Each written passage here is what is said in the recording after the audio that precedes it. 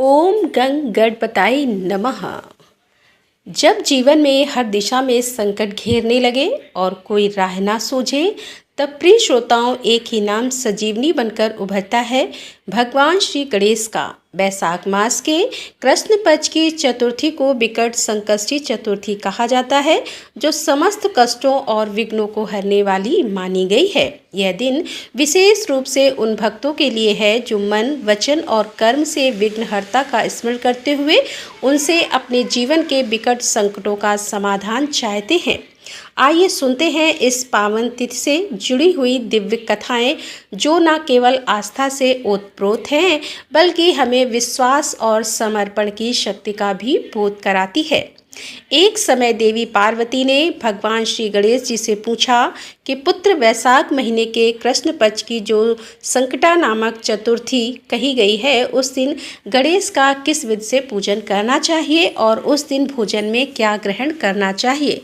तब गणेश जी ने उत्तर दिया कि हे माते, वैशाख मास की कृष्ण चतुर्थी के दिन व्रत करना चाहिए। उस दिन वक्रतुंड नामक गणेश की पूजा करके भोजन में कमलगट्टे का हलवा लेना चाहिए। हे माते, द्वापर युग में राजा युधिष्ठिर ने भी एक बार भगवान श्री कृष्ण से इस प्रश्न को पूछा था। उसके उत्तर में जो कुछ भी भगवान कृष्ण ने कहा था, मैं उसी इतिहास का वर्णन करता हूँ, आप भी श्रद्धा युक्त होकर सुनिए। श्री कृष्ण जी बोले कि हे राजा युधिष्ठिर, इस कल्याण दात्री चतुर्थी का जिसने व्रत किया और उसे जो फल मिला, मैं उसे ही कह रहा हूँ। प्राचीन समय में एक रथिदेव नामक प्रतापी राजा हुए। जिस प्रकार आग तिनकों के समूह को जला डालती है, उसी प्रकार वे अपने शत्रुओं के विनाशक थे। उनकी मित्रता यम, कुबेर, इंद्रादिक देवों से थी। उन्हीं के राज्य में धर्मकेतु नाम के एक श्रेष्ठ ब्राह्मण रहा करते थे। उनकी दो पत्नियां थीं, एक का नाम सुशीला और दूसरी का नाम चंचला था। सुशीला नित्य ही कोई न कोई व्रत किया करती थी और परिणाम स्वरूप उसने व्रत करके अपने शरीर को दुर्बल बना डाला था। इसके विपरीत चंचला कभी कोई भी व्रत, उपवास आदि न करके भरपेट भोजन किया करती थी। कुछ समय बीतने पर सुशीला को एक सुंदर लक्षणों वाली कन्या हुई और उधर चंचला को पुत्र रत्न की प्राप्ति हुई। यह देखकर चंचला बार बार सुशीला को ताना देने लगी, अरे सुशीला, तूने इतना व्रत उपवास करके शरीर को जंजर बना डाला, फिर भी तूने एक कमजोर सी कन्या को जन्म दिया। मुझे देख, मैं कभी व्रत आदि के चक्कर में ना पड़कर हष्ट पुष्ट बनी हुई हूँ और वैसे ही बालक को भी मैंने उत्पन्न किया है। अपनी सौतन का व्यंग बाण सुशीला के हृदय में चुभने लगा। वह पतिव्रता विधिवत गणेश जी की उपासना करने लगी। जब सुशीला ने भक्तिभाव से संकटनाशक गणेश चतुर्थी का व्रत किया तो एक रात में वरदायक गणेश जी ने उसे दर्शन दिए। श्री गणेश जी कहने लगे कि हे सुशीले, तेरी व्रत आराधना से हम अत्यंत संतुष्ट हैं। मैं तुम्हें वरदान दे रहा हूँ कि तेरी कन्या के मुख से निरंतर मोती और मूंगे झड़ते रहेंगे। कल्याणी, इससे तुझे सदा प्रसन्नता रहेगी। सुशीले, तुझे वेद शास्त्र वेदा एक पुत्र भी जल्दी उत्पन्न होगा। इस प्रकार का वरदान देकर गणेश जी वहीं अंतर्ध्यान हो गए। वरदान प्राप्ति के फलस्वरूप उस कन्या के मुंह से सदैव मोती और मूंगा झरने लगे। कुछ समय के बाद सुशीला को एक पुत्र भी उत्पन्न हुआ और उसके बाद धर्मकेतु ब्राह्मण का स्वर्गवास हो गया। उनकी मृत्यु के बाद चंचला घर का सारा धन लेकर दूसरे घर में जाकर रहने लगी, परंतु सुशीला अपने पति के ही घर में रहकर अपने पुत्र और पुत्री का पालन पोषण करने लगी। उस कन्या के मुंह से मूंगे मोती गिरने के फलस्वरूप सुशीला के पास बहुत ही कम समय में बहुत सारा धन इकट्ठा हो गया। इस कारण चंचला उससे और भी अधिक ईर्ष्या करने लगी। एक दिन हत्या करने के उद्देश्य से चंचला ने सुशीला की पुत्री को कुएं में धकेल दिया। उस कुएं में गणेश जी ने उसकी रक्षा की और वह कन्या सकुशल अपनी माता के पास लौट आई। उस कन्या को जीवित देखकर चंचला का मन और अधिक बेचैन हो उठा। वह सोचने लगी कि जिसकी रक्षा ईश्वर करता है, उसे कौन मार सकता है। इधर सुशीला जब अपनी पुत्री को ना पाकर बहुत व्याकुल हो गई थी, तब उसने अपने सामने अपनी पुत्री को देखा तो अत्यंत प्रसन्न हो गई। पुत्री को छाती से लगाकर उसने कहा कि श्री गणेश जी ने तुझे पुनः जीवन दिया है। अनाथों के नाथ तो गणेश जी हैं। तब चंचला भी आकर उसके पैरों में गिर गई। यह देखकर सुशीला के आश्चर्य का ठिकाना न रहा। चंचला हाथ जोड़कर कहने लगी कि हे बहन सुशीले, मैं बहुत ही बड़ी पापनी और दुष्टा हूँ। तुम मेरे अपराधों को क्षमा कर दो। आप तो दयावती हैं। आपने दोनों कुलों का उद्धार कर दिया। जिसका रक्षक देवता होता है, उसका भला मनुष्य क्या बिगाड़ सकता है।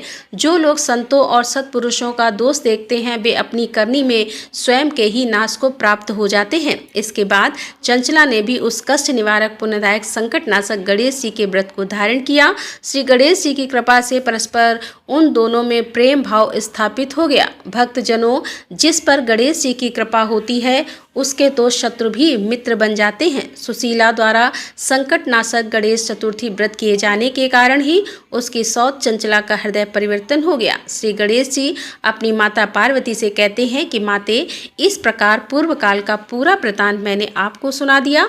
इस श्लोक से इससे श्रेष्ठ विघ्ननाशक कोई दूसरा व्रत नहीं है। श्री कृष्ण जी कहते हैं कि हे धर्मराज, आप भी विधि पूर्वक गणेश जी का यह उत्तम व्रत कीजिए। इसके करने से आपके शत्रुओं का नाश होगा तथा अष्ट सिद्धियां और 9 निधियां आपके सामने करबद्ध होकर खड़ी रहेंगी। हे धर्मराज युधिष्ठिर, आप अपने भाइयों, धर्मपत्नी और माता पिता सहित इस व्रत को अवश्य धारण कीजिए। इससे थोड़े ही समय में आप अपने राज्य को प्राप्त कर लेंगे।